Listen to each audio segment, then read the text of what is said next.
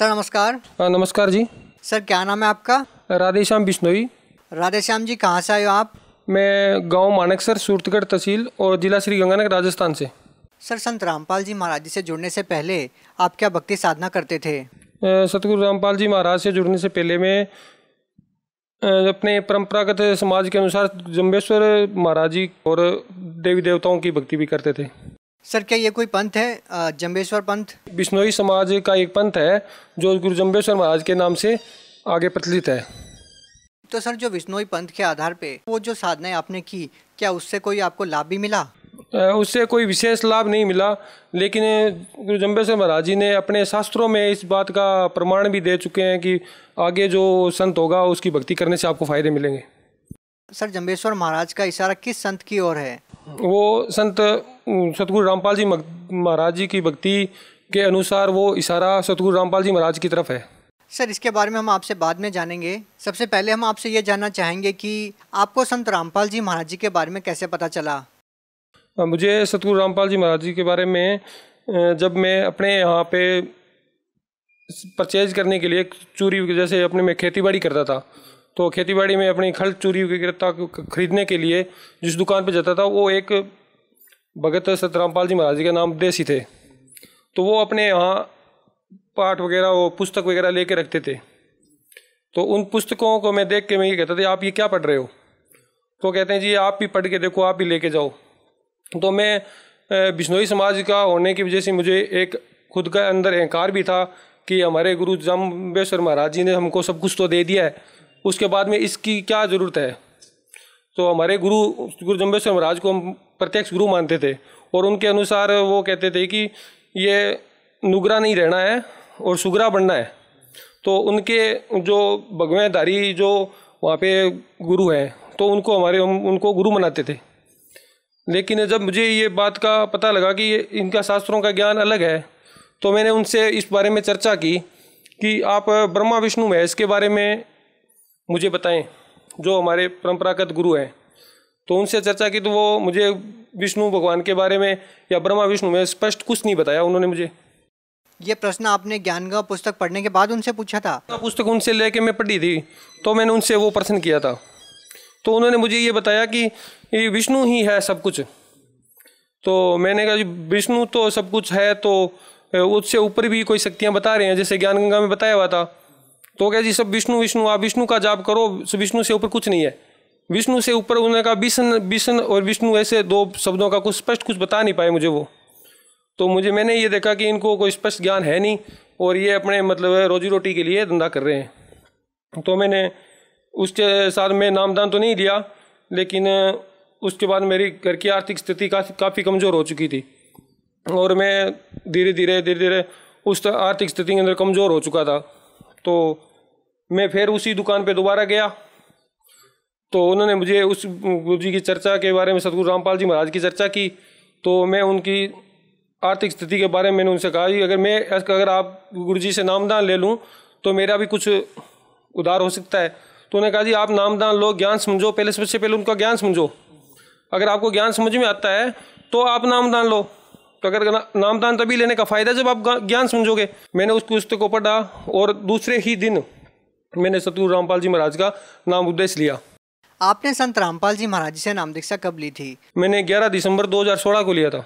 2014 से तो संत रामपाल जी महाराज जी जेल में हैं, तो आपने 2016 में उनसे नाम दीक्षा कैसे ली? यही तो बात है ना कि इस प्रक्रिया में इतना टाइम लगा। अगर गुरु सतगुरु रामपाल जी महाराज जेल में नहीं होते तो तुरंत ही नाम ले लेते।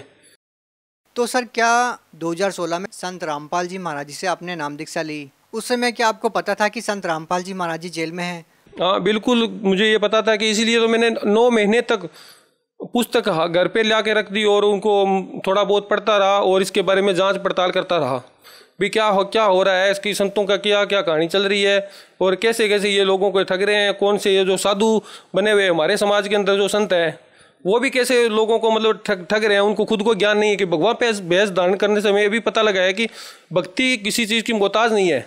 आपने 2016 में संत रामपाल जी महाराज जी से नाम दीक्षा ली, तो सर उसके बाद आपको क्या क्या लाभ मिले? सतगुरु रामपाल जी महाराज से नाम लेने के बाद में मेरा घर में आर्थिक स्थिति मजबूत हो गई और जहां मुझे 1 रुपए की इनकम नहीं थी, मैं ज़मीन खुद की रखता था और आगे ठेके भी लेता था।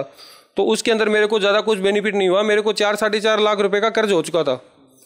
तो जब मैंने सतगुरु रामपाल जी महाराज का नाम लिया था, उसके बाद मेरा वो फसल के अंदर भी अच्छा फ़ायदा हुआ। जहाँ मेरी फसल को एक भी पानी, मतलब 60 दिनों तक एक भी पानी नहीं लगा था, वो फसल मेरी दूसरी फसल जिसको अच्छा पानी दिया, वो उसके बराबर भी मेरी वो फसल बैठी है। मैंने खुद कंपेरिजन किया उसका कि उस फसल को पानी क्यों नहीं लगा था, कि मौके पर जब हमारा नहर का ही पानी लगता है और मौके पर उस पानी को वो पीछे बंदा निकल गया था, उस वजह से वो रह गया था।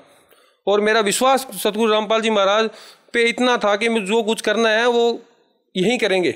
और कोई लाभ सर? और कोई लाभ तो जैसे अभी 2 महीने पहले मेरे सतगुरु रामपाल जी महाराज की दया से एक एक्सीडेंट होते हुए बचा। मैं भादरा, मेरे पास पिकअप है, तो मैं उसके बाद में खेती के साथ में दूसरा बिजनेस मेरा पिकअप का गाड़ी ड्राइव करता हूँ। 2 पिकअप मैनेज करता हूँ खुद। तो मैं पिकअप लेके, पशुओं के व्यापारी मेरे साथ था और मैं उनको लेके भादरा जा रहा था। तो रास्ते के अंदर गाड़ी सामने से आ रही थी, एक ट्रक बस से ओवरटेक किया उसने, और मैं 80-90 की स्पीड से सामने से आ रहा था। उसने अचानक एक ओवरटेक कर दिया। तो इधर दूसरी साइड में डिवाइडर था, जो पुलिस वाले लगा के रखते हैं साइड में, वो डिवाइडर था।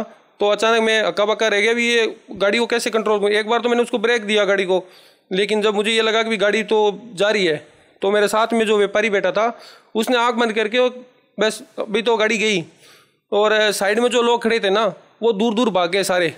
तो उस टाइम मैंने एक ही पल परमात्मा को याद किया था, वो परमात्मा ने मेरी बहुत बहुत रक्षा की थी उस टाइम।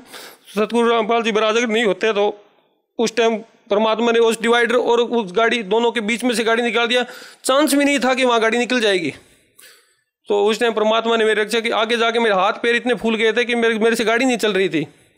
तो उस साथ वाले ने मेरी हिम्मत बंधाई कि जो हो गया था, होना था हो गया।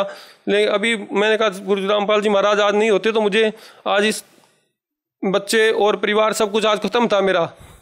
तो परमात्मा ने मेरी बहुत रक्षा की, और तो नशा से पीछा छूट गया और सत्य भक्ति मिल गई मेरे को। सबसे बड़ी बात है, मेरे समाज और मेरे परिवार वाले मेरे को कहते हैं कि आप क्या करते हो, क्या मतलब किस चीज़ की भक्ति कर रहे हो।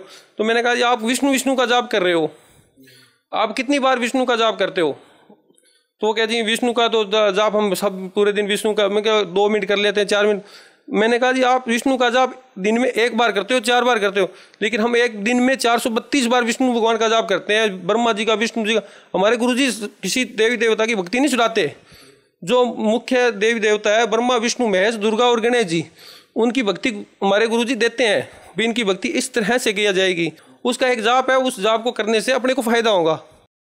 सर, संत रामपाल जी महाराज जी के अनुयायी ये दावा तो बहुत करते हैं कि उनसे नाम दीक्षा लेने के बाद बहुत सारे लाभ मिलते हैं। तो सर, जो भी श्रद्धालु संत रामपाल जी महाराज जी से जुड़ना चाहते हैं, जबकि संत रामपाल जी महाराज जी जेल में हैं, तो उनसे नाम दीक्षा कैसे ली जा सकती है?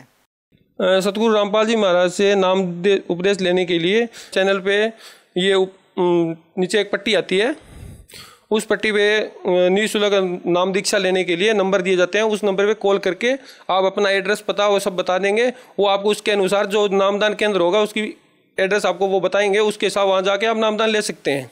जी धन्यवाद। नमस्कार जी।